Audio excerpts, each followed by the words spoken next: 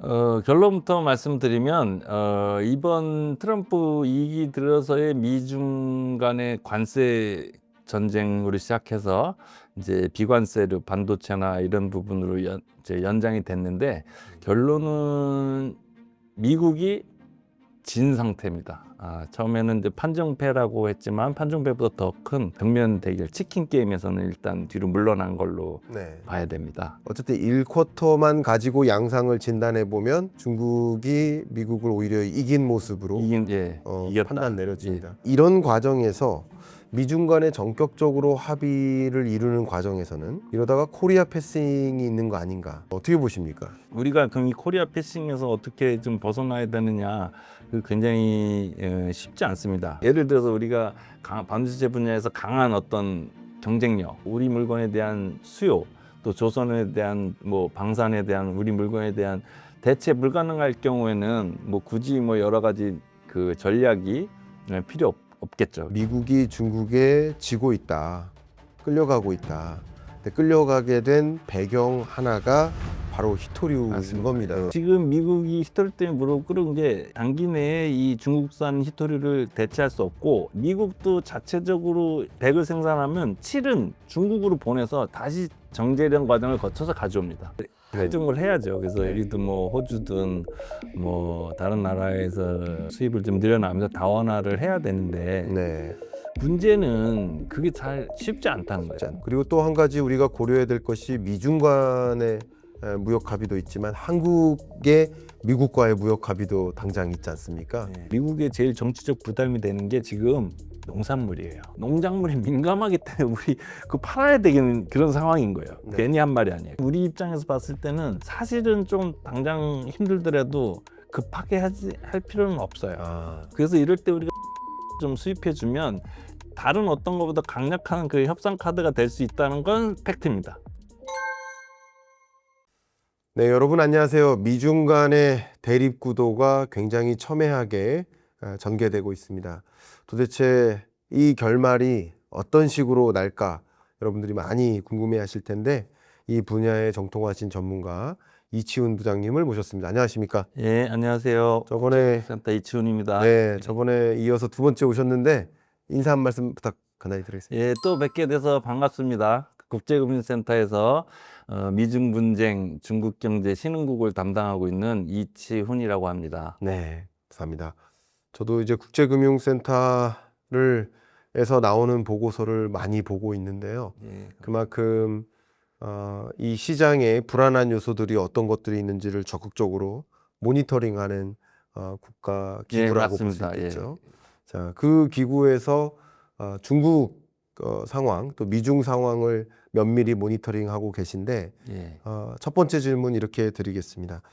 미중 간의 이런 경쟁 구도 지금 어떤 흐름에 놓여 있는 상황이라고 큰 틀에서 정의하실 수 있을까요? 결론부터 말씀드리면 이번 트럼프 2기 들어서의 미중 간의 관세 전쟁으로 시작해서 이제 비관세로 반도체나 이런 부분으로 이제 연장이 됐는데, 결론은 미국이 진 상태입니다. 처음에는 이제 판정패라고 했지만 판정패보다 더 큰 네. 미국이 좀 그 정면 대결 치킨 게임에서는 일단 뒤로 물러난 걸로 네. 봐야 됩니다. 네. 좀 더 설명을 드릴까요? 네, 네. 그래서 그 이유는 처음에 다른 관세를 이제 계속 매겼잖아요. 그래서 100% 이상까지 이제 매기다가 다른 나라들은 거기에 대해서 그 대응을 하지는 않았죠. 맞대응 그 관세를 같이 올린다든가 이러지는 않고 그냥 협상을 계속 하자 이런 주의였는데, 중국이 유일하게 이렇게 관세를 대응하면서 굉장히 치킨 게임 양상을 보이다가 결국에는 그 미국이 이제 반도체 수출 규제로 나왔고, 중국은 거기서 이제 히토류 수출 규제로 나왔는데, 지난번 1차 5월 11일 날 제네바 합의에서는 관세에 대해서 상호 간에 이렇게 어느 정도 낮추는 1차 합의를 받고, 6월 11일 런던 합의에서는 그 잘 알려지진 않았는데 당시에는 미국은 유학생들 비자를 허용해 준다.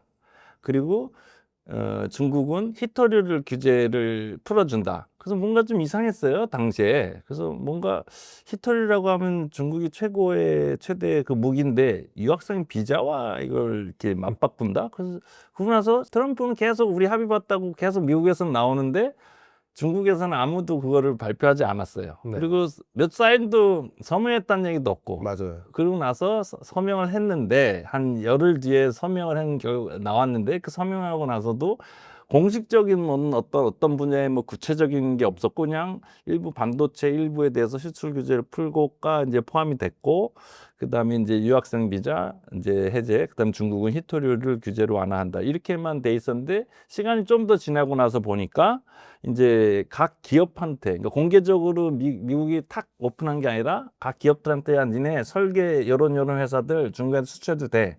조금씩 하더니 어저께 이제 결국에는 가장 핫 이슈였던 그 엔비디아의 H20이라는 GPU가 있는데요. 그거에 대한 수출 규제를 풀었다라고 어제 나왔습니다. 근데 그거가 공식 발표가 아니라 각 기업들 입장에서 나온 거거든요. 근데 그 H20이라고 하는 거는 딥시크에 들어갔던 그 GPU인데 이게 가장 미중 간의 그 핫 이슈였던데 이것마저도 미국이 풀었다는 거는 그 히토류 공급 규제에 대해서 미국이 부득이하게 이제 승복했다 이렇게 보는 게 옳은 해석으로 봅니다. 네, 좋습니다. 말씀 주셨던 것처럼 지금까지 미국과 중국 간의 무역 전쟁과 또 트럼프 2기 들어서 전쟁과 그 관세 전쟁의 양상을 보니까 현재로서는 뭐 이게 전쟁이 끝난 건 아니지만 무역 전쟁이 끝난 건 아니지만 이게 예를 들어서 뭐 20쿼터로 전쟁이 장기화될 거라고 했을 때 예. 1쿼터 지난 상황인 거예요. 4쿼터 뭐 중에 장기적으로 봐서 그럴 수 있죠. 4쿼터 중에 1쿼터도 아니고 그렇습니다. 한 20쿼터 중에 1쿼터가 지나고 있는데 어쨌든 1쿼터만 가지고 양상을 진단해 보면 중국이 미국을 오히려 이긴 모습으로 이겼다. 판단 내려집니다. 물론 이게 장기간의 싸움이 아니고 지금 1쿼터를 지나는 상황이니까 결국에는 미국이 이기는 게 아닌가 하는 그런 생각도 갖고 계신 분들이 계세요. 혹시 지금 물론 1쿼터 지나는 상황이지만 그래도 장기적으로 어떻게 전개될 거라고 생각하세요? 미국이 결국은 이길 거라고 생각하시는지 좀 우스운 질문이지만. 그 질문을 많이 듭니다. 많이 얘기 듣는데요. 제가 중국에 대해서 이렇게 강연하고 그러면은 항상 다 듣고 나서 청중들이 그래서 중국이 미국이 이길 수 있어요? 이 질문을 많이 해요. 네. 그래서 그 질문을 들으면 그런 것도 결론부터 얘기하면은 중국이 미국을 전체적인 국력 측면에서 미국을 압도하기는 어려울 겁니다. 네. 미국을 이기긴 어렵지만 분야별로 이미 기술 중에서도 일정 분야별로는 이미 중국이 미국을 이기고 있는 측면이 있거든요. 네. 있는 정도가 아니고 꽤 크죠. 그래서 예. 뭐 무슨 기축 통화나 어떤 세계 지휘국 리딩 국가로서의 파워는 미국이 계속 어느 정도 유지하겠지만 분야별로 봐서는 중국이 미국을 이기고 있는 분야가 상당 부분 이미 있고 그러한 기조는 앞으로도 첨단 기술 분야에서 중국의 도약이 계속 이루어지면서 계속 미국을 위협하고 또 이런 상황에서 미국은 다시 또 중국을 견제하고 이런 상황이 계속 반복될 수밖에 없는 그런 구조에 있다 이렇게 보시면 될 것 같습니다. 네. 지금 일종의 경제 전쟁인 거잖아요. 예. 근데 이 경제 전쟁을 잠깐 무력 전쟁의 비유를 제가 해볼게요. 무력 전쟁의 비유를 하면 군사 지정학적으로 봤을 때 공격하는 자가 방어하는 자를 이기기가 쉽지가 않아요. 예를 들어서 3배가 더 필요하다 그러죠. 그렇죠. 3배의 전력이 필요한데 항공모함을 가지고 중국 근해까지 와서 예를 들어서 중국을 이기는 쉬운 건 아니에요. 그러니까 군사지정학적으로 봤을 때는 공격하는 자가 방어하는 자를 이기기가 쉽지 않다 이렇게 볼 수 있겠는데 그런 관점에서 본다면 미국이 중국을 공격해서 이기기는 쉬워 보이지 않다. 현재 전력상 예. 경제전쟁에서도 예. 그러나 중국이 미국을 이기는 건 또 아니다.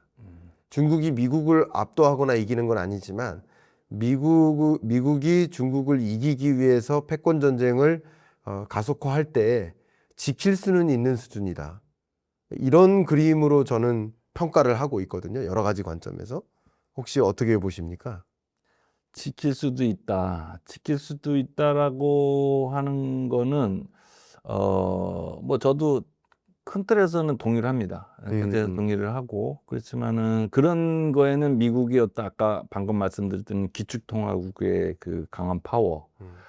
뭐 이런 또 뭐 군사력 문제 뭐 여러 가지가 같이 다 내수 시장 여러 가지가 다 되겠지만 그 부분에서 지금 중국이 과거에는 기술 분야에서 미국을 이렇게 팔로워 따라가는 것만 해서 쉽게 따라가기만 했거든요. 네. 인제 그거를 이미 그 제조업 첨단 제조업 분야에서 상당 부분 이미 미국을 앞서 버렸어요. 네. 그래서 미국은 반도체나 항공우주 일부 분야에 대한 어떤 그거 빼고는 전반적인 제조업 역량이나 제조업 경쟁력 자체가 지금 많이 약화돼 있어서 그런 부분에서는 오히려 미국을 앞서가지 않나 그런 가능성이 높다 이렇게 좀 네. 보고 있습니다. 말씀 감사합니다. 지금 우리가 미중 간의 어떤 패권 전쟁의 양상을 진단하는 것은 또 우리는 또 어떤 대응을 해야 될까를 고민해야 되는 상황인 것인데 어쨌든 이 패권 전쟁의 양상이 지금 1쿼터만 보면 합의 절차로 가는 모습인 것이라고 생각할 수 있을 것 같아요. 네. 좀 격하게 싸우려고 했다가 우리 화해하자. 네. 그럼 이런 과정에서 미중 간에 전격적으로 합의를 이루는 과정에서는 이러다가 코리아 패싱이 있는 거 아닌가. 그동안 한국이 미중 간에 긴장감이 조성되는 국면이었기 때문에 뭐 오히려 긍정적인 효과가 있었던 것이 있었거든요. 예, 그렇죠. 중국산을 배제하고 예. 배터리라든가 반도체 같은 경우. 네. 근데 우리 것이 그나마 기회가 됐었던 것들도 있었는데 이 코리아 패싱 문제가 있으면 그런 부분에서 그 기회마저도 상실되는 일이 있을 수도 있고 좀 굉장히 위협적이거든요. 어떻게 보십니까? 그렇습니다. 지금 미국과 중국이 아직은 높은 관세를 유지하고 있긴 하지만 이번에 이제 히토리와 반도체 막교환 빅딜이 좀 일어났고 그다음에 이제 관세 협상에 있어서도 시간이 좀 지나면 그 미국이 다른 나라와의 협상을 마무리했을 때 그다음에 중국과의 관세 협상도 좀 더 진일보될 가능성이 높습니다. 왜냐하면 지금 현재 중국을 먼저 관세 협상을 더 낮은 수준으로 해버리면 다른 나라와의 명분이 없거든요. 미국 입장에서는. 그래서 지금 중국에 대한 관세 30%를 상한선으로 두고 있으면서 이제 다른 나라를 먼저 나한테 대항하지 않은 나라들의 먼저 합의를 보고 이게 지나면 다음번으로 2차적으로 이제 중국과의 합의를 볼 그럴 가능성이 높고 이 과정에서 또 지금 반도체 분야를 넘어서서 관세나 다른 이제 분야에서 이제 미중 간의 협력이 강화되면서 말씀하신 코리아 패싱 가능성을 완전히 배제할 수는 없다. 이런 측면에서 동의를 하고요. 그래서 우리가 그럼 이 코리아 패싱에서 어떻게 좀 벗어나야 되느냐, 그 굉장히 쉽지 않습니다. 일단은 우리가 패싱에서 벗어나려면 우리 자체가 어떤 가치를 가지고 있어야 돼요.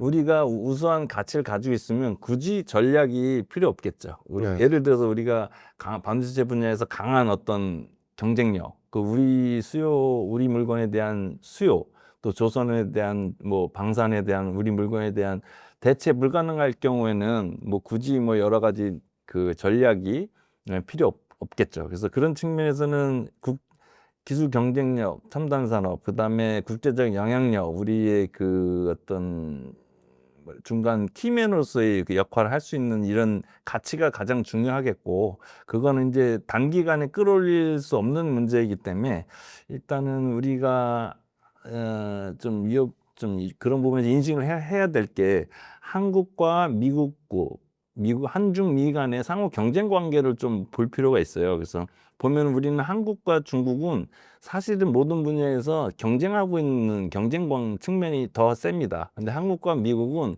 약간 보완적인 관계가 있어요. 그리고 중국과 미국도 사실은 그 경제 구조 자체가 약간 보완적입니다. 그래서 결국은 이런 구조에서 봤을 때는 우리가 패싱될 가능성이 높진 않지만 어떤 있다라고 지금 봐야 되고, 네. 그럼 우리가 그 미중 관계에서 어떤 우리의 가치를 전략적인 측면에서 접근하냐면 할 수 있냐면 다행히 미국과 중국은 앞서 말씀드린 것처럼 지금 뭐 20쿼터, 10쿼터 간의 그 장기적인 패권 경쟁 하에 구조에 있기 때문에 우리가 그 중간에서 미국한테는 우리가 중국을 대체할 수 있는 경쟁자니까 또 다른 측면에서는 중국을 대체할 수 있는 역할을 줄 수 있고 중국에는 또 어느 정도 미중 사이를 중립적으로 지키면서 캐스팅 보트 역할을 네. 통해서 어떤 그 우리의 가치를 높일 수 있다. 그래서 그 구체적으로 외교 통상 전략에 있어서는 우리는 미국과 중국 모두 뭐 표면적이든 아니 물밑이든 적극적인 소통과 각자 그 나라에 대한 아이디어 이런 거를 제공하면서 미중 상호 간의 그 공백을 최대한 메꿀 수 있도록 그 우리의 역량도 키워야 되지만 그런 소통을 계속 강화해 나가야 된다. 그 개인도 그렇지만 국가 간에도 소통이 되지 않으면 거기서 오해가 생기고 그 오해가 다시 나빠지고 그 관계가 나빠지고 옛날에 사드 사태가 그런 거였거든요. 그래서 소통을 통해서 이런 걸 하고 분야별로는 뭐 미국에는 조선 뭐 농산물 뭐 이런 부분에서의 좀 어떤 가치를 우리가 제공할 수 있고 그다음에 중국에는 반도체나 경제 협력, 주변국에 대한 어떤 자기 고립을 우리가 막아주는 어떤 가치의 역할을 할 수 있는 그런 걸 계속 찾아서 소통을 미국과 중국 모두 소통을 해 나가야 되는 거죠. 네. 말씀 주신 것처럼 어쨌든 우리가 전략적으로 외교적으로 대응해야 될 대응 전략은 분명히 있습니다. 그런 방향으로 대응은 해야 된다고 저도 공감합니다. 근데 부장님이 말씀해 주신 것과는 달리 걱정되는 것은 이미 중국에 의해서 우리가 유망하다고 보고 있는 몇몇 산업들에 걸쳐서 지금 추월당한 상태인데 이미 추월당했거나 상당히 근거리까지 추격을 당하고 있는 상태인데 여기서 미국 입장에서는 한국도 보완적이고 중국도 보완적인데 말씀하신 대로 그러면 이제 코리아 패싱으로 가게 되면 더 중국에게 미국이 이제 중국에게 의존적이고 한국에게는 의존도를 낮추는 이렇게 되면 더 추월이 이루어지고 더 불안해지게 되지 않을까 하는 그런 우려가 있어요. 그러니까 기술 산업적인 관점에서는 외교적으로는 뭔가 문제를 풀어야 되겠지만 그런 산업적인 관점, 기술적인 관점에서는 오히려 미중 간의 패권 전쟁이 확대되는 것도 불안하지만 다시 전격적으로 합의하는 것도 또 불안하게 되는 일이 아닐까 하는 우려가 좀 있거든요. 이 부분은 혹시 어떻게 생각하십니까? 맞습니다. 그 부분이 굉장히 어렵고 우리가 처해져 있는 환경이 우호적이지 않은 거는 저도 동의를 하고요. 네. 다만 이제 그렇다고 우리가 뭐 포기하거나 네. 그 손 놓고 있을 수는 없는 거고 중국이라는 나라가 중국과 한중 간의 이 관계가 과거에 이제 우리가 상호 보완적인 관계에서 경쟁적으로 됐잖아요. 그 경쟁 속에서 또 다시 어떤 상호 보완적인 또 어떤 세밀화된 협력이 필요합니다. 네. 그래서 그런 공간이 분명히 있고요. 네. 특히 중국은 경제 규모가 크지 않아요. 그러니까 모든 걸 다 할 수는 없고 그 과정에서 나오는 그 틈새 시장에서가 주는 그 파급력이 상당히 큽니다. 그 일례로 이번에 뭐 이번 주에 발표됐죠. LG가 뭐 배터리 분야에서 이미 중국과 유럽 시장 진출을 위해서 초기부터 같이 협력해서 제품을 생산한다든가 삼성 SDI가 중국산 배터리 설비 라인을 쓴다든가 또 삼성 전기가 자율주행차에 센서를 공급한다든가 이런 식의 어떤 세밀화된 협력이 분명히 존재하고 그런 거를 우리가 계속 개발해 내야 되겠고요. 그다음에 지금 그런 낙수 효과를 최대 극대화하기 위해서는 어떤 중국과의 협력, 그러니까 중국 경제 규모에 따른 우리나라가 받는 긍정적인 효과를 극대화하기 위해서는 서비스업, 제조업에 너무 지금 국한하지 말고 서비스업 분야에서 좀 이거를 확대시켜서 특히 문화 같은 경우는 거기에 따른 낙수 효과가 크거든요. 그래서 문화 부분, 관광 이런 쪽으로 시작해서 그걸 점점 확대해서 제조업으로 연결하는 게 필요하고 그 중에서는 뭐 관광 같은 경우 요코 같은 경우 상당히 그 국내 미치는 영향이 큽니다. 그래서 그런 걸 통해서 어떤 그 제조업으로 좀 확대돼가는 그런 게 필요합니다. 또한 우리나라가 또 미중 사이에서는 우리나라가 유일하게 미국과 중국에 모두 FTA를 체결한 나라가 6개 국가가 있는데 그 중에서 우리나라가 유일하게 제조업이 강한 나라예요. 지정학적 그 중간자적인 거를 좀 잘 활용할 필요가 있다. 네. 그리고 뭐 좀 지나서는 뭐 차이나 머니도 좀 이따가는 다시 시간이 되면 그 중국 자금 요즘에 우리 주식 시장도 많이 들어오고 외국인 중국이 직접 투자가 신고 기준으로 작년에 미국을 제치고 처음으로 1등을 했고 네. 많이 들어오고 있어요. 그래서 네. 이런 것들이 또 이 자금을 받아서 경계해야 될 면도 있지만 이걸 다시 이 중국 자금들하고 협력을 해서 중국으로 가는 어떤 엔터테인먼트도 그렇고 게임도 그렇고 중국 시장을 진출하기 위한 경로로 확대한다든가 이런 여러 가지 방안을 찾아야지. 이제 뭐 중국이 경쟁력이 좋아졌으니까 이제 일부는 이제 중국하고는 이제 그만둬야 된다. 이거는 굉장히 위험해요. 왜냐면은 이렇게 안 좋은 상황에서 이미 중국에 대한 수입 시장 점유율 우리나라가 이제 과거 7년 동안 1등 하다가 쭉 떨어졌다가요. 재작년에 4등까지 떨어졌다가 작년에 2등으로 올라갔어요. 올해도 2등이에요. 대단한 나라예요, 우리나라가. 그 네. 중간재에 대한 그 세밀 협력인 거죠. 그렇죠. 그러니까 중국 경제의 어떤 발전과 구조 변화에 따른 우리가 일정 부분 그 적응하고 있는 거예요. 근데 네. 그렇게 잘하고 있는데 여기서 우리가 멈춰야 된다고 하는 거는 장기적으로 국가 경제 성장에 그 오히려 큰 해가 되고 이 중국을 어떻게 활용하느냐에 따라 우리의 국가의 성장, 그 기업의 성장에 그 결정적인 영향을 할 수 있을 것 같습니다. 네. 말씀 주신 것처럼 저도 정말 적극적으로 공감하고요. 중국이 거의 범위의 영역에서 또 양의 면에서 압도하고 있는 것도 사실이고 상당 부분의 기술 추격이 있는 것도 사실이지만 이럴수록 우리나라가 유독 독자적으로 잘할 수 있는 영역이 무엇인지 산업과 기술적인 관점에서 그런 역량을 더 갖추고 그런 기술적 고도화를 그림을 그려서 이런 오히려 미중 간에 격돌할 때도 긴장감이 많이 있었지만 다시 극적 합의로 가는 양상에도 또다시 우리가 유연하게 대응책을 마련하는 그런 시간이 될 필요가 있겠다. 25년 하반기 그런 굉장히 중요한 예, 맞습니다. 좀 한마디만 더 말씀드리면은 전에 우리나라 제가 20대 때요. 제가 20대 때 그때 우리나라 영화 쿼터제 외국산 영화를 쿼터제로 해서 일정 비율만 했잖아요. 그 일정 비율만 받다 그 쿼터제를 없앴어요. 그래가지고 서방에 미국의 블록버스터들이 막 들어오게 했거든요. 근데 그때 당시에 우리 안성기든 우리 그 유명한 배우들이 다 데모하고 그랬어요. 이거 쿼터제 하면 망한다. 그리고 일본 문화 김대중 정권 때도 일본 문화 우리 들여들면 안 된다. 그래가지고 막 막고 막 그랬는데 결국은 그걸 받아들이고 경쟁에서 우리가 정면 돌파를 해서 지금의 한류가 있는 거예요. 그렇죠. 그 한류가 있는 거고 그게 다시 중국으로부터 똑같은 현상이 재현상이 일어난대. 우리 이제 중국은 우리 세졌으니까 우리는 피해야 돼? 피해지지도 않고요. 우리 시장 규모가 그렇게 작은 나라에서 중국 피해가지고 그럼 우리나라 내수 시장을 지키겠다? 그러면은 그 우리 내수 시장만으로 우리가 살 수 있는 나라가 아니잖아요. 미국처럼. 그러니까 재상보에 다시 또 중국을 만날 거예요. 그럼 거기서 뚫고 갈 수 있는 이제 또 다른 그 WTO의 또 다른 어떤 그 환경이 또 주어졌기 때문에 여기에 정면 돌파를 하고 중국을 어떻게 활용하고 중국이 뭘 잘하고 중국이 무엇을 필요로 하는가에 대해서 더 고민해야 되고 정면 대결해야 될 중요한 시기다 이렇게 보고 있습니다. 네, 말씀 감사합니다. 주셨던 것처럼 저도 생각하고 있는 것이 그동안 한국이 기술적으로 독점적 기술력을 확보하고 있을 때 중국의 추격을 불허한다라고 떵떵거리면서 이야기할 때 그때가 오히려 위험했었던 게 아닌가. 그러니까 안도였던 거죠. 안도가 가장 위험한 것이고 지금은 다시 긴장하는 체제로 경쟁하는 체제로 전환됐으니까 여기서 독자적인 기술력을 갖고 산업 경쟁력을 나름의 틈새 시장에서의 산업 경쟁력을 확보하는 그런 노력이 필요한 것이 아닌가 하는 생각을 갖게 만듭니다.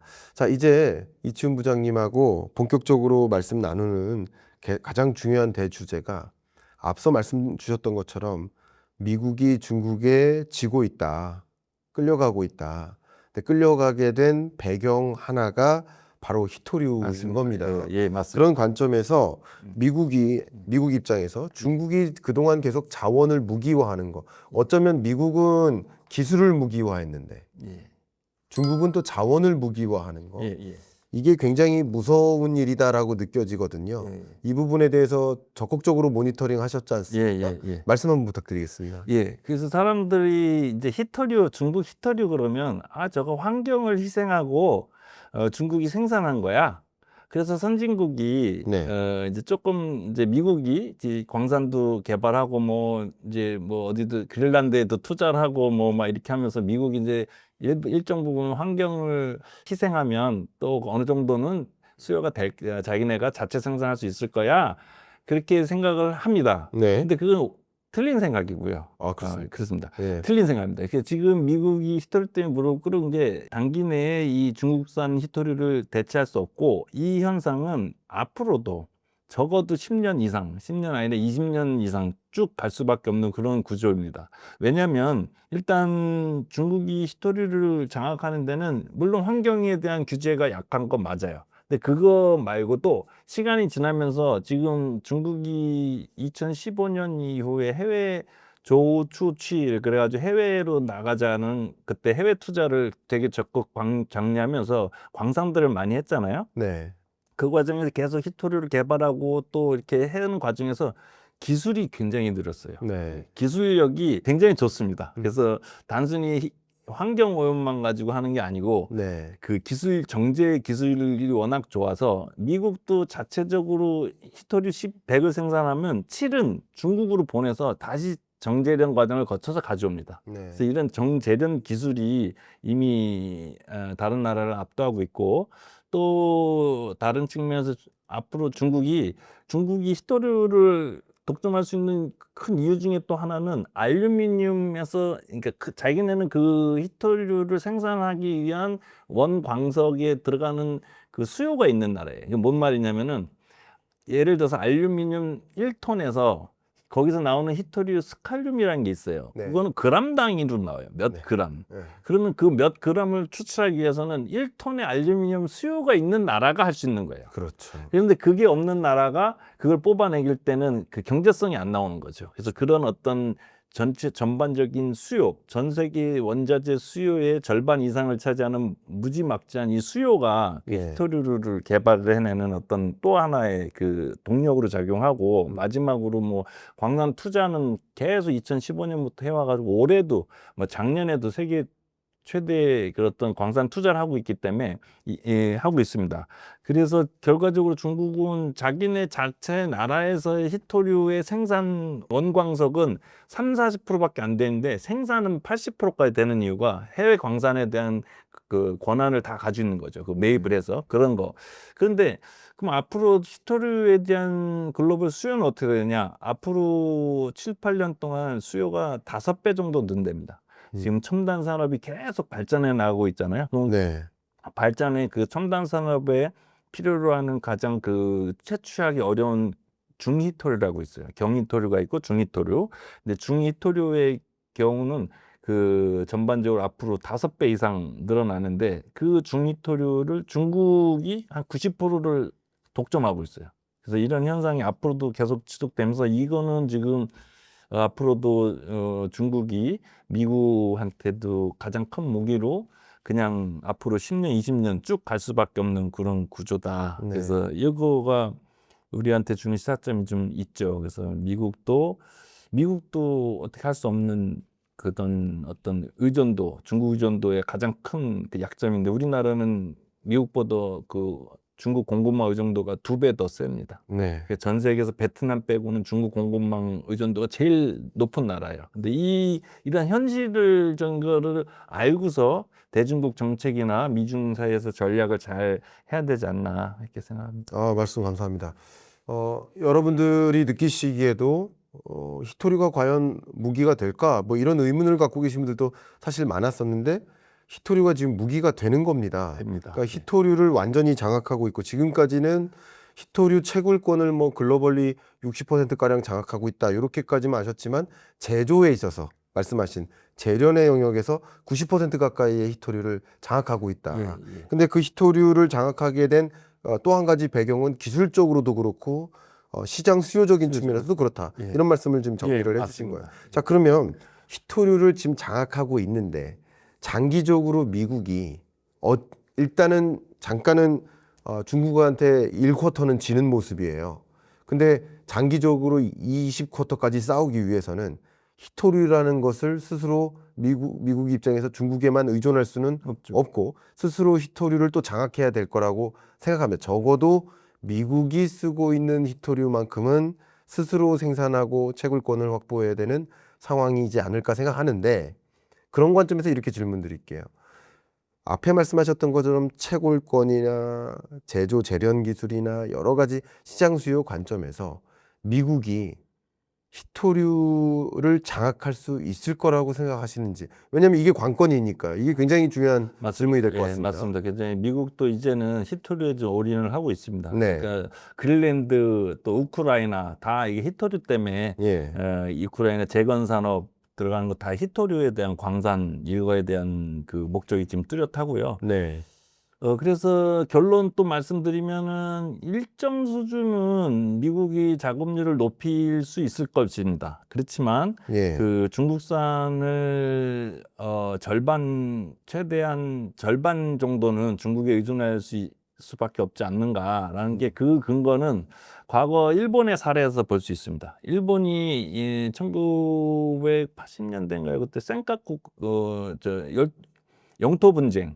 그래서 그 일본 밑에 그 남쪽 해안 쪽에 중국하고 영토 분쟁이 있었어요. 그래서 그 당시에 굉장히 이제 정면으로 부딪혀서 그 벌써 20년 전이니까 히토리에 대한 장악력이 약했을 때죠. 지금보다는 중국이. 근데 그때 중국이 히토리를 완전히 수출을 중단하면서 일본이 그 무장 해제했어요. 완전히 백기투항하고 다 사과 성명 발표하고, 그래서 지금 다 그리고 히토류를 수출을 다시 재개했는데, 그다음에 일본이 그때 느낀 시작점이 우리 히토류를 작업률을 높여야겠다. 이제 이거를 국가 전략 차원에서 계속 추진해서 지금 전 세계에서 작업률이 제일 높은 나라가 일본인데 네. 비율이 한 5, 6% 정도 됩니다. 옛날에 80% 정도 중국산에 의존하다가 낮춘 게 한 55%입니다. 네. 그거는 일본이 이제 그나마 과거에 중국이 히토류 장악력이 약했을 때 그 시절부터 노력해 온 결과고, 지금 이 시점에서는 그만큼 절반 가까이 이상 특히 중히토류 같은 경우는 정제 기술이 굉장히 필요하고 어렵답니다. 네. 그래서 이 분야에서의 그 완전 자립은 어렵고 일정 부분은 자기들이 해 나갈 것이다. 하지만 절반 이상은 쉽지 않다. 네. 이렇게 보면 되겠습니다. 네, 말씀 감사합니다. 미국 입장에서도 미국 동맹국들, 특히 히토류 광물을 갖고 있는 그런, 예를 들어 호주 같은 그런 나라들과 적극적으로 뭐 히토류를 확보하기 위한 노력은 하고 있으나, 말씀하셨던 것처럼 일본이 그렇게 오랫동안 노력했는데도 고작 50% 의존. 예, 예. 그러니까 50%라고 해서 많이 따라왔다고 생각하지만 절반 정도의 히토류 수요를 중국에 의존하고 있다고 그렇죠. 생각한다면, 예. 중국으로부터 히토류 공급 차단이 있으면 일본은 흔들릴 수밖에 없는 구조라고 해석할 수 있는 거잖아요. 맞습니다. 이게 어떤- 히토류가 무서운 게 그 관세나 수출을 막는 거는 내가 저쪽에서 관세를 매면 수출이 줄어요. 그러면 우리는 경제가 안 좋은 거죠. 네. 경제가 안 좋아서 경제 성장률이 둔화되고 뭐 심지어는 위기까지도 올 수 있겠지만 어쨌든 경제가 안 좋은 건데, 히토류는요 멈추면 산업이 서요. 그냥 생산이 안 되는 거예요. 그렇죠. 그러니까 이게 파급력 자체가 다른 겁니다. 근데 우리 옛날 요소수 사태에서 봤잖아요. 그렇죠. 이건 중국이 일부러 그런 게 아니라 자기네 나라가 부족해서 수출을 멈췄더니 그냥 트럭이 다 서버리잖아요. 네. 이번에 제일 컸던 게 그 전기차 같은 거 만드는 그 자석, 네. 연구 자석, 이 부분에 대한 히토리가 부족해서 이제 공장들 아예 중국으로 옮기겠다고, 미국의 전기차나 일반 차들 만드는 회사가 아예 그냥 중국으로 옮기겠다. 그러니까 완전히 리쇼어링해서 다시 중국으로 돌아가야 된다. 이렇게까지도 얘기가 나오니까 굉장히 센 거죠. 예. 산업이 서버리는 거기 때문에 맞습니다. 이거는 뭐 수출 그 파급력은 매우 컸다고 봐야죠. 그러니까요. 중국이 히토류를 이렇게 장악하고 있으니까 히토류 공급을 차단하는 그 정책은 미국이 입장에서 자국의 유망 산업들이 멈춰설 수 있다라는 맞습니다. 공포감을 가질 수밖에 없는 것이죠. 제가 얼마 전에 그 삼성전기의 강연을 갔다가 그 우리 구독자분이시더라고요. 또 한 분이 그 히토류 같은 것들을 구매해서 그 자석 같은 걸 만드는 그 삼성전기에서 그 역할을 하시는 분인데 제가 이렇게 여쭤보겠습니다. 뭐 제가 궁금하기보다는 여러분들께 꼭 안내를 해주셔야 될 것 같은데 히토류 공급이 차단되면 가장 우려할 만한 미국 입장에서 멈춰서게 될 산업들은 어떤 것들이 있겠다. 어떤 것들의 생산이 마비가 걸릴 수 있겠다. 뭐 국방, 뭐 전기차 여러 가지가 있겠지만 어떤 것들을 혹시 그동안 조사하셨는지요? 뭐 그건 거의 모든 첨단 산업에 다 포함된대요. 네. 항공 우주를 네. 포함해서 국방 무기 체계부터 지금 요즘에 아까 방금 말씀드린 자동차 그렇죠. 자동차 업계 중국 리쇼어링 문제 또 다시 나오듯이 자동차 문제. 그래서 지금 뭐 반도체 관련된 거는 뭐 중국이 더 점유율이 높으니까 반도체부터. 그래서 거의 지금 첨단 산업은 대부분 다 영향을 미친다고 봐야 되니까 이거는 뭐 상당 그 파급력이 크다고 봐야죠. 네. 그러니까 미국 입장에서도 아무리 관세 전쟁을 뭐 끌어올리고 뭐 우리 기술 공급 안 할래, 반도체 공급 안 할래, AI 공급 안 할래라고 해도 중국이 히토리 공급 차단할래라는 그 액션만으로도 흔들릴 수밖에 없는 그런 상황이었다. 이런 생각도 좀 해봅니다. 그러니까 이제 미국이 히토류를 자금률 높이면서 걸리는 뭐 환경 평가만 한 3년 걸린다는데 그건 낮춰서 뭐 1년으로 하고 그래서 그 하여간 걸리는 시간과 중국이 미국에 비해 뭐 뒤처진 그러니까 첨단 부분에 뒤처진 부분에 따라가는 시간과 뭐가 더 시간이 걸릴까? 네. 물론 산업별로 차이가 있겠지만 히토리가 시간이 더 걸릴 것 같아요. 아, 예. 왜냐하면 지금 첨단 산업에서 이미 10대 첨단 산업에서 7개를 중국 생산이 1위예요. 네. 그다음에 세계 부분에서 미국이 뭐 미국과 나라는 나눠 가지고 있는데 물론 뭐 반도체에서 특정 분야, 뭐 항공 우주에서 특정 분야는 뭐 시간이 더 걸리겠지만 나머지 그 평균 쳐 보면 중국이 기술 추격이 더 빠르지 않나. 지금 뭐 이번에 그 미국도 반도체 GPU 이거 수출도 통제도 제한하고 뭐 그거 H20이라고 그랬죠? 네. 그거 위에 H10도 100 그 위에 버전도 지금 개발하고 있고 네. 뭐 그래서 그 부분을 보면 결국 미중 분쟁이나 이에서 봤을 때 히토류가 네. 첨단보다 더 그 협상력에서는 우위에 있지 않나 이렇게 좀 보고 있습니다. 네. 그러면 이제 앞으로에 대한 고민일 텐데요. 미국과 미국 우방국들 이들이 이제 탈중국화 해야 될 거 아닙니까? 예. 어쨌든 지금 1라운드가 이제 끝나고 20라운드까지 싸움을 펼쳐 나가야 된다. 경제 전쟁을 해 나가야 된다.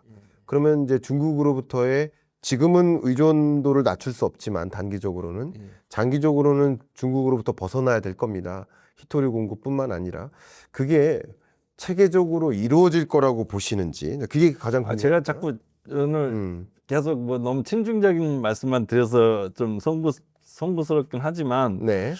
탈중국은 제한적이다. 쉽지 않다. 탈중국이 쉽지 않다. 탈중국이 쉽지 않다. 그래서 이게 우리가 보면은 이제 많은 분들이 이렇게 생각해요. 우리 중국의 생산 공장을 베트남으로 옮겼어. 네. 그러니까 이미 중국의 역할을 베트남이 지금 하고 있는 거야. 네.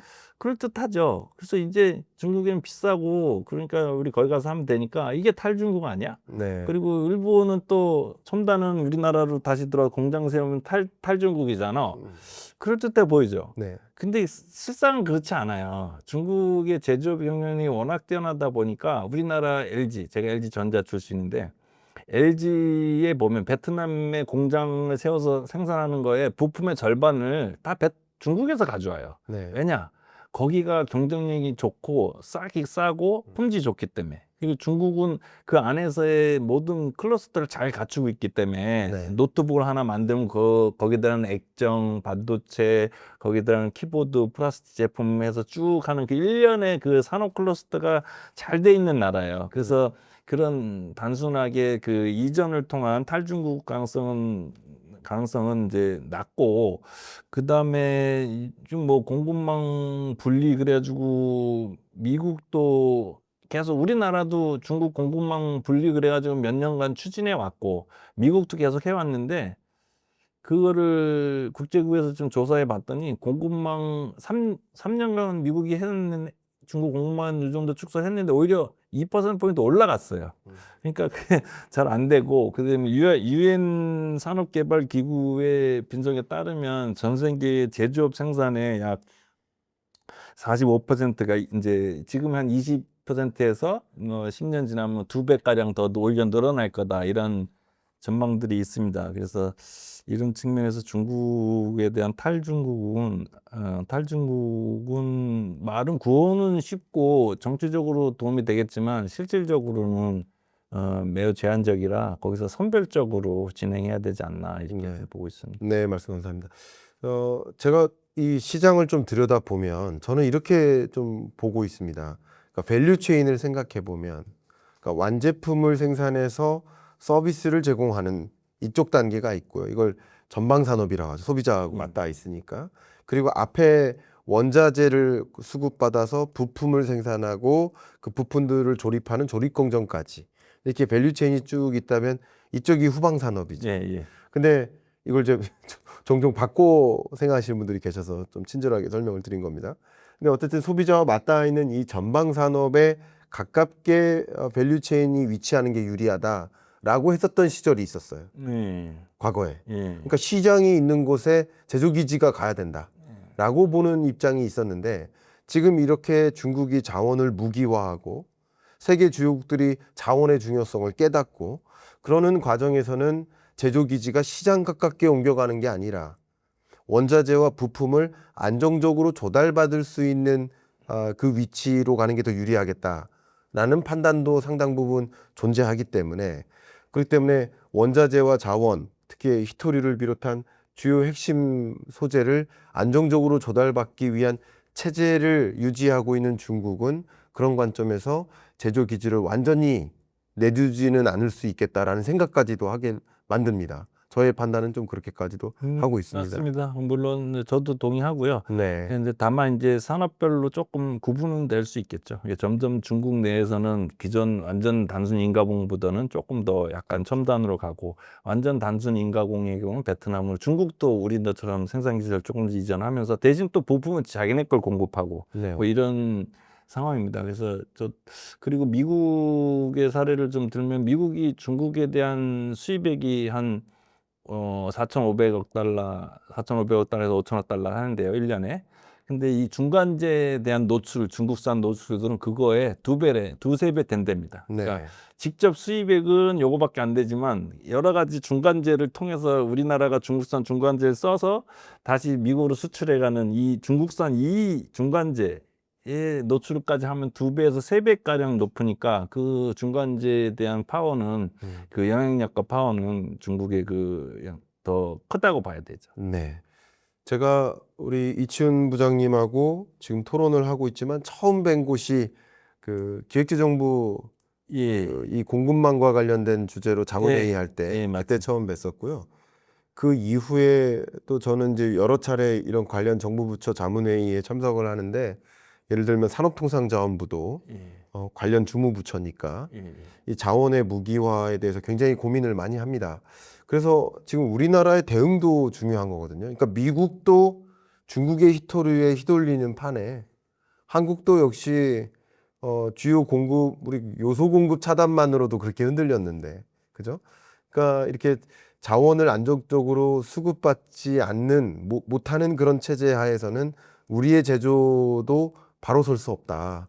그런 관점에서 여러 가지 고민들이 있는데, 제가 혹시 대응책도 한번 여쭤볼게요. 저도 생각하고 있는 대응책들이 있긴 있습니다만, 부장님께서는 이런 자원의 무기화라는 여정에서 우리나라는 계속 중국에 의존해야 되는 것인지, 아니면 어떤 방식으로든 국산화나 이 중국이 아닌 그 밖에 다른 나라에 대한 의존도를 높여 나가야 될 것인지, 어떤 식으로 우리가 대응하는 것이 맞다고 생각하시는지 한번 여쭤보고 싶습니다. 뭐 당연히 네. 다원화를 해야죠. 네. 탈중국을 해야죠. 그래서 예를 들면 뭐 호주든 뭐 다른 나라에서 그 이제 수입을 좀 늘려나가면서 다원화를 해야 되는데 네. 문제는 그게 잘 쉽지 않다는 쉽지 거예요. 않다. 그래서 예를 들어서 리튬 같은 경우는 중국이 광산서부터 리튬의 중간재에서 최종 배터리까지 쭉 나오는 그 일련의 그걸 다 장악하고 있어서 하나라도 중국이 이걸 뺐을 때 네. 우리 전체 만드는 배터리 산업 자체가 쓸 수 있는 그런 문제가 있어요. 네. 그래서 광물공사뿐의 얘기예요. 제 말이 아니고 광물공사에서 그럼 우리 이거 중국 정도를 줄여야 되는데 어떻게 되냐? 없대요. 방법이 없대요. 그래서 이 리튬을 말고 새로운 에너지원에 뭐를 개발해내야 된다. 뭐 이런 신에너지원을 개발해낸다고 약간 좀 공상과학 같은 말씀을 하시더라고요. 네. 그래서 실질적으로 탈중국이 완전한 탈중국은 어렵고 다만 이제 다원화, 의존도 축소는 그 어느 때보다도 해야죠. 그거를 하지 말자는 게 아니라 최대한 할 수 있는 선에서 최대한 해 나가지만 우리가 이 중국과의 그 중국 의존도 축소의 한계를 인지를 해야 돼요. 인지를 하고 어떻게 중국과의 비즈니스 관계를 통해서 상호 간의 의존도를 높여서 이게 연관을 거기서 끊으면 중국도 또 영향을 받게끔 하는 어떤 그 산업 구조도 형성하고 정책적인 시스템도 불필요하게 뭐 중국하고의 갈등을 할 필요는 없고 그거를 이 상황에서 중국과의 공급망의 의존도를 원활하게 하는 시스템도 구축하는 정책적 좀 노력이 필요하지 않나. 그래서 참 어려운 대응 방안이 쉽지 않은 네. 그런 대응 방안이 쉽지 않습니다. 그럼 제가 한번 토론자로서 의견을 한번 드려볼까요? 예, 제가 아이디어 있다 그랬으니까. 아이디어가 있다기보다는 저도 이제 산업통상정부에 제안했었던 예. 제 제안인데요. 일단 자원이 필요한 희토류를 비롯한 해당 광물 자원이 필요한 주체는 일단 기업이라고 볼 수 있잖아요. 예, 예. 그럼 기업들이 일단 펀딩의 주체가 돼야 됩니다. 그래서 기업의 펀딩이 필요하고 기업의 펀딩으로 안정적으로 자원을 확보하는 그런 기구를 만들어야 되는 겁니다. 기구를 만드는 데는 정부가 노력을 해줄 수 있는 거죠. 예, 예. 그래서 기본적으로 이 하나의 기구를 마련하는 것은 해외의 광산, 해외의 광구를 사는 거죠. 그리고 광구를 사서 우리가 영토는 제한적이지만 자원의 영토는 제한적으로 둘 필요가 없다. 그래서 그 에너지나 광물 자원뿐만 아니라 식료품 자원도 마찬가지예요. 해외 뭐 돼지 농장을 사는 것도 식량 안보를 확보하는 일이라고 볼 수 있거든요. 그런 식으로 소위 이 자원, 광물 자원을 필요로 하는 기업들이 자금을 같이 마련하고 그리고 정부가 같이 노력해서 해외 주요 자원을 채굴권을 갖는다거나 광산이나 광구를 우리가 산다던가 그리고 그 지역에서 아예 소재를 생산하는 기능까지 마련해서 모든 자원에 대해서 다 가져가긴 어렵지만 우리나라 산업의 구조에서 반드시 우리가 스스로 자립화할 수 있는 자립해야만 하는 영역이 있다면 그런 영역만큼은 그렇게 민관 합으로 우리가 자원의 영토를 확보해 나가는 노력을 해야 된다라는 생각을 많이 갖고 있어요. 그걸 이제 제안한 바가 있어요. 뭐 그 부분에 대해서 뭐 피드백을 주셔도 좋지만 어쨌든 이렇게 우리가 지금 저의 의견이 정답이라는 것은 아니고 뭔가 이것을 그냥 그대로 지켜만 보면 안 되겠다.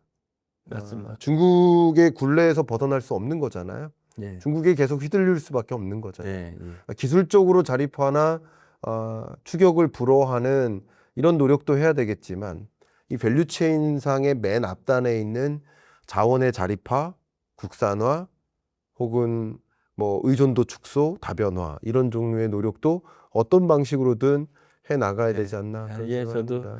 저도 전적으로 공감합니다. 그래서 그런 노력이 필요하고 거기에 대해서 이제 해 나가야 되는데 이제 다만 약간의 그 한계점 그런 기업들이 뭐 LG 상사나 물산 이런 데 중심으로 자원 확보에 노력을 많이 지금 어느 정도는 하고 있는 것 같은데 네. 민간 기업들의 그 약점은 이 수익성에 민감하잖아요. 맞아요. 그래서 이게 중국은 돈이 됐든 안 됐든 뭐 예. 2015년부터 막 사재기 그냥 꾹 그냥 밀고 들어갔는데 우리는 이 따져보면 이게 해서 이게 수익이 얼마 나오고 이렇게 하다 보니까 게다가 원천적인 아까 그 알루미늄 나온 히토리와 마찬가지 원초적인 수요가 없는 나라이기 때문에 그거에 대한 약간 그 리스크를 좀 안고 있다는 점에서는 민간 부분에서의 좀 한계가 좀 있을 것 같고 그런 부분들을 정부가 같이 좀 메꿔 나가면서 전략적인 차원에서 정부가 보완을 좀 해가면서 전반적 아까 되게 좋은 게 다 중국이 하는 걸 다 할 수 없어요. 왜냐면 자본력도 한계가 있고 원천 수요 자체도 적기 때문에 특정 분야에서 이거는 정말 전략인데 단기 수익하고 상관이 없다. 이랬을 때는 그렇죠. 정부 국민의 세금이 좀 들어가더라도 그런 특정 분야에 대해서는 좀 안보 차원에서 경제 그렇습니다. 안보를 지키기 위해서는 거기에 선택과 집중을 좀 할 필요가 있다. 거기에 전적으로 동의합니다. 네, 이것은 어쨌든 자원의 무기화니까 예. 경제성, 효율성을 논하기보다 맞습니다. 안보적인 측면에서 우리가 갖춰야 되고 모든 걸 다 하자가 아니라 우리가 정말 빼놓을 수 없는 그 몇몇 자원 같은 경우는 그렇게 해야 된다는 생각까지 하고 있고 그게 한 개의 기업이 자기 기업의 수요에 충족하는 자원을 스스로 생산하기에는 비용 비효율적이지만 그 어떤 특정 자원을 여러 기업들이 공동으로 같이 출자해서 만든 기관 그리고 특정 부분 예산, 정부 예산도 들어간 그런 방식으로 한다면 중국으로부터 조달받는 가격에 거의 맞춰서도 공급이 가능하다까지 생각합니다. 그런 식으로 혹은 그것을 좀 더 넓혀서 글로벌리도 생각할 수도 있는 거죠. 맞습니다. 국내적으로만 생각하는 게 아니라 그래서 우리 한국과 뜻을 같이 하는 그런 나라들과 함께 공동 출자하는 그런 기관을 설립해서 안정적인 자원 공급을 그래가지고 또 뭐 미국에 팔 수도 있는 거고요. 우리 소유가 안 되는. 그러니까요. 저는 그 얘기입니다. 솔직히 요즘에 예. 중국산 히토류 지금 미국은 관세 중국산에 누적까지 하면 50%잖아요. 네. 근데 우리나라에서 중국산 수입해다가 미국을 많이 나간대요. 네. 우리 10%잖아요. 그러니까. 예. 그런 것도 하나의 방법이고 네. 그 우리가 또 중개 무역하는 거. 중개무역이에요. 농산물은 지금 미국이 약점이니까 네. 미국이 약점이에요 지금. 농산물 부분에서는 또 우리가 미국산 중국이 관세가 올라왔잖아요. 네. 그러니까 우리가 대두 같은 건 중국 수입이 절반 넘거든요. 네. 그거 사다가 그때 네. 기업이 하기 좀 쉽지 않으니까 사다가 다시 중국으로 또 내보내고 이런 것도 예. 여기에 미중 사이에서의 새로운 어떤 이걸 기회 요인으로 삼을 수 있을 것 같습니다. 네. 말씀 정말 감사합니다. 역시 25년 하반기에 우리가 고려해야 될 게 부장님께서 말씀해 주신 것처럼 중국의 자원의 무기화에 대해서 대응하는 것, 미국의 사례를 볼 때 우리도 더 절실하게 느낄 수 있는 요소인 것 같고요. 그리고 또 한 가지 우리가 고려해야 될 것이 미중 간의 무역 합의도 있지만 한국의 미국과의 무역 합의도 당장 있지 않습니까? 그러니까 8월 1일 관세가 발효되기 전에 우리는 우리대로 무역 합의를 이루어야 될 것 같은데 미국 측의 요구가 너무 거세잖아요. 맞습니다. 예를 들어서 미국산 소고기라든가 농작물, 뭐 유전자 변형 감자, 뭐 이런 농작물을 수급받아라라는 요구인데 이건 역사적으로도 우리가 굉장히 그 첨예하게 갈등을 빚었던 주제이기도 하고요. 이 미국 측의 요구에 대응하는 것도 중요하고 관세율을 낮추는 것도 중요한데 우리는 어떻게 해야 될 거라고 생각하시는지 굉장히 어려운 주제 제가 어려운 한번 주제입니다. 모색해 보도록 하겠습니다. 어려운 주제인데 지금 어려운 주제인데 분명히 짚고는 넘어가야 될 문제고요. 지금 일단은 큰 틀에서 미국의 관세를 부과할 수 있는 환경이 지금 어떤가를 보면 네. 미국한테 우호적이진 않아요. 물론 트럼프가 계속 밀어붙이고 있으니까 뭐 하고 있긴 하지만 이게 시간이 지났을 때 미국은 빨리 이거를 협상해서 빨리 끝내야지 자국 내 부담이 적어요.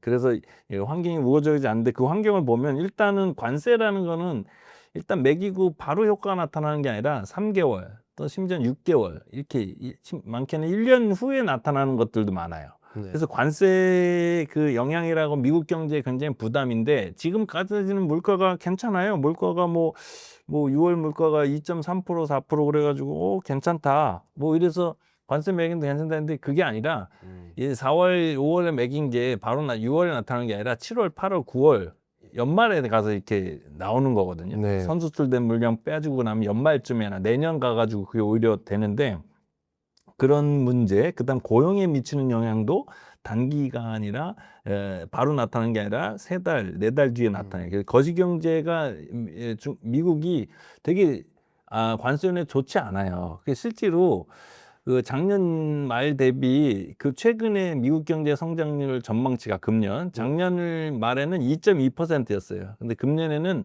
1.5까지 내려갔다 1.6으로 미중 합의되면 1.6으로 올라갔는데 이게 이 떨어진 폭이 주요국 중에 제일 높아요, 사실은. 네. 중국은 원래 금년도 전망치가 4.5였는데 4.2까지 내려갔다가 4.5로 됐다 4.6으로 올라갔어요. 맞아요. 오히려 관세 충격은 좀 줄고 경기 부양상 계속하면서 어쨌든 단기 부양의 여력이 있는 반면에 미국은 재정 문제 때문에 이게 쉽지 않아서 어떤 관세에 대한 환경이 좀 좋지 않다. 그래서 이거는 우리 입장에서 봤을 때는 사실은 좀 당장 힘들더라도 급하게 할 필요는 없어요. 급하게 우리가 막 그럴 필요는 없어요. 네. 그래서 그 또 우리만 있는 게 아니라 지금 뭐 베트남과 영국 뭐 오늘 어젠가 인니가 합의를 했지만 네. 일단 주요국이 아니에요. 네네. 캐나다, USMCA 국가, 그다음에 유럽, 일본, 한국 이 정도가 지금 그렇죠. 메인 국가거든요. 그래서 이 나라들이 아직은 하지 않는 상태예요. 게다가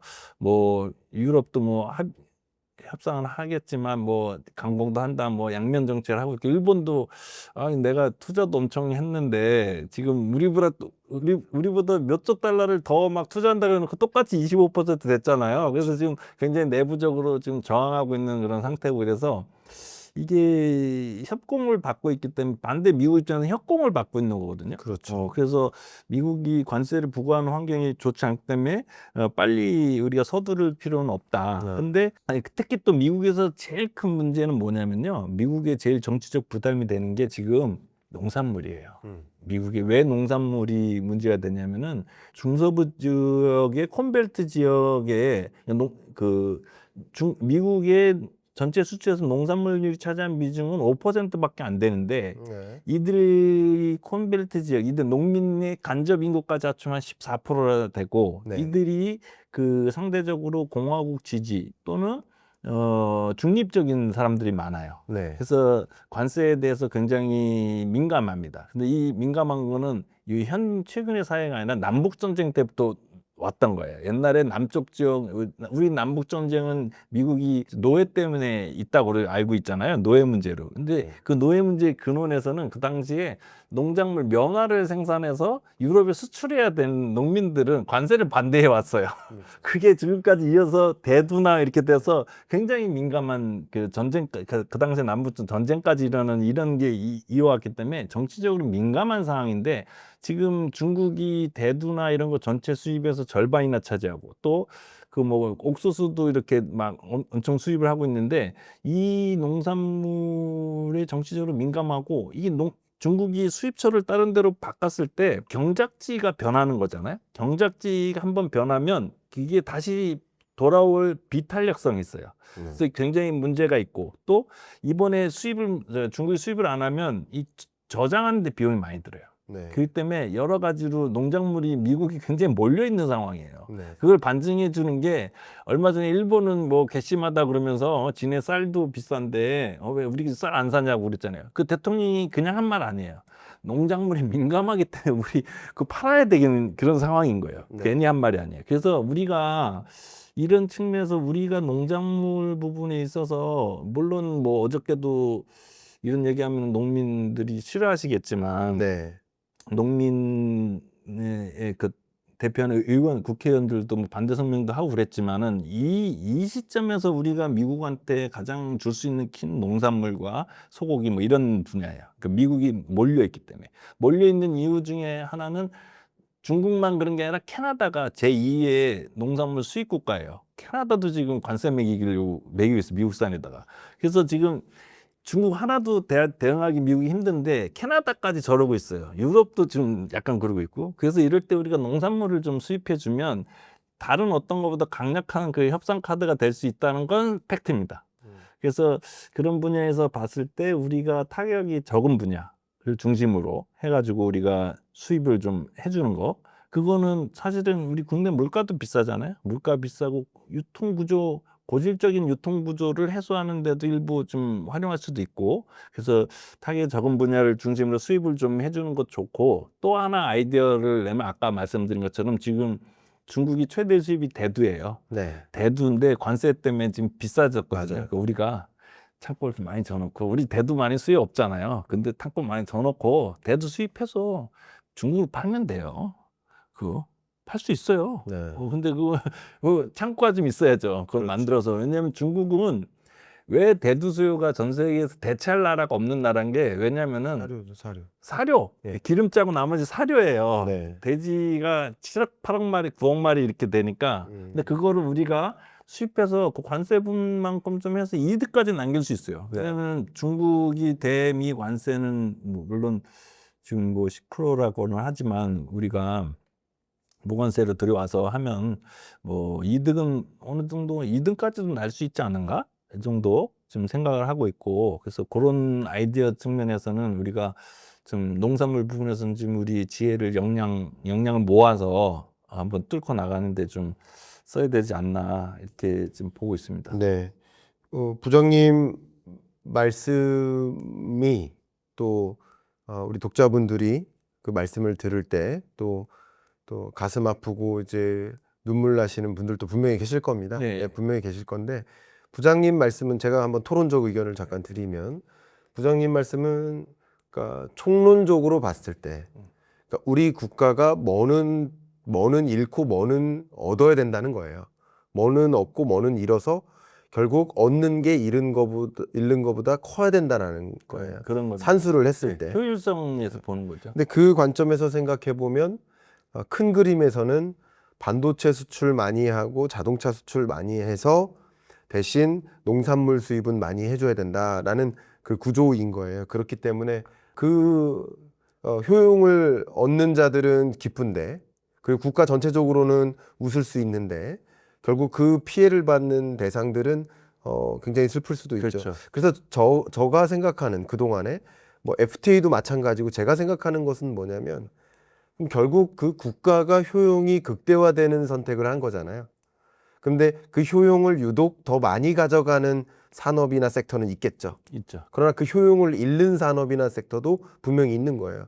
그러면 결과적으로 효용이 극대화되는 방향으로 그런 무역 합의를 진행한다면, 그것을 통해 얻는 추가되는 효용의 일부를 잃는 이 주체들에게 공유해주는 시스템도 같이 마련해야 된다. 전적으로 예, 동의합니다. 어떤 방식으로든 예. 공유해주는 시스템에 대한 고민 없이 그냥 그래 소고기 사줄게, 우리 관세 면제해줘, 이런 방식으로는 안 된다.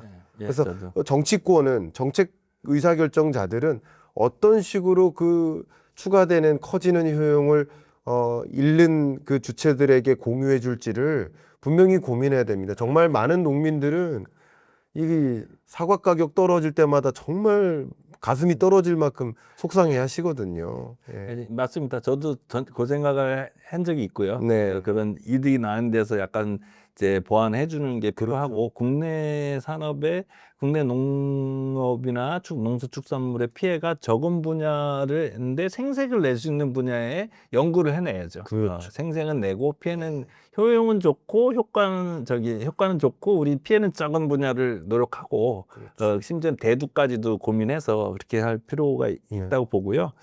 그다음에 이제 요즘 주한미군 국방비 문제 얘기도 많이 나오는데, 네.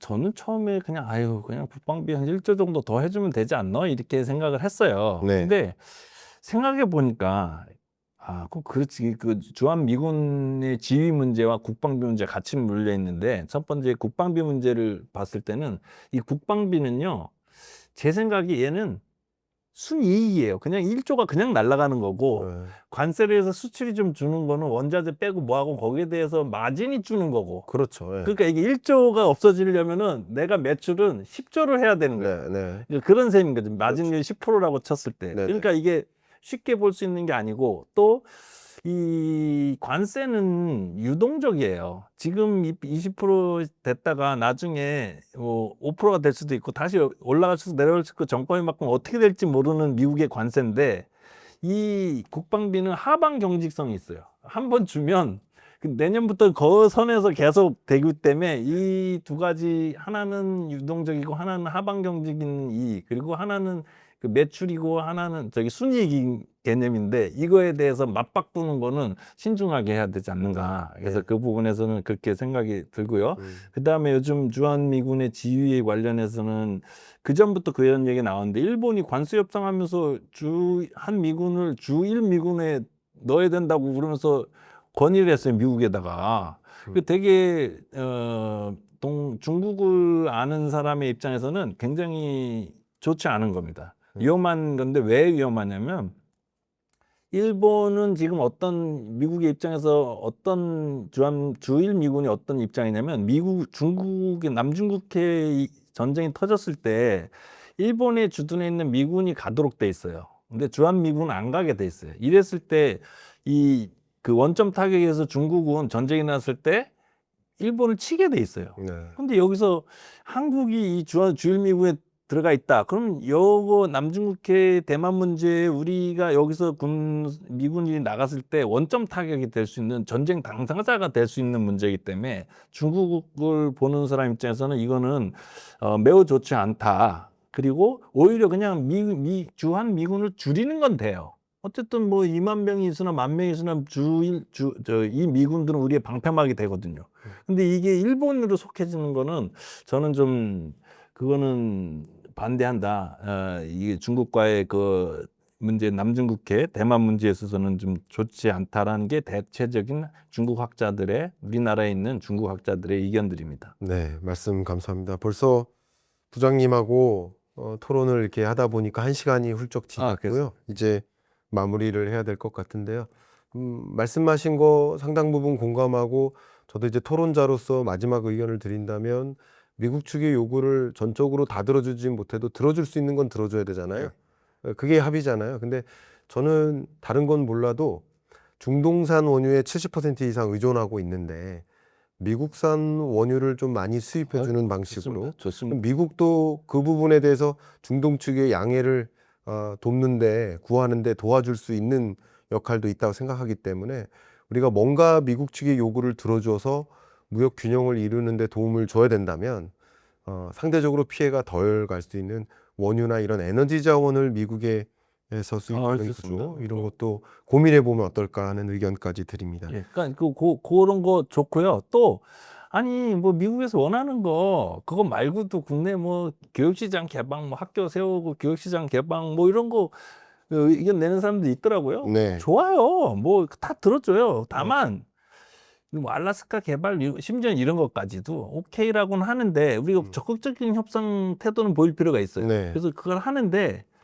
거기에 독소 조항이나 의무사항을 최대한 줄여 나가야 돼요. 네. 최대한 줄여서 일단 할게. 그래서 관세 낮추고 시간이 지나면서 스텝 바이 스텝으로 그 진행 사항에 대해서는 이런 전제 조건들을 계속 달아 나가서 일단 미국한테 정치적 명분을 줘야 되고, 네. 그게 우리가 지닌 의무, 실질 의무는 최소화시키면서 뭐 국내 시장도 다 뭐 서비스 시장 뭐 해준다고 하고 뭐 영어 강사도 오라 그러세요. 그래서 이런 거 뭐 많이 뭐래도 명분을 줘야 된다. 주고 나서는 다만 거기에 그 이행에 따른 의무, 알래스카 개발도 마찬가지. 의무는 최소화해서 일단은 정치적 명분을 줘서 우리 트럼프 대통령이 나 이렇게 했다, 정치적으로 도움이 되게끔 하는 그런 거가 최대한 이제 그 협상하는 모습을 보이는 게 좋다고 봅니다. 말씀 감사합니다.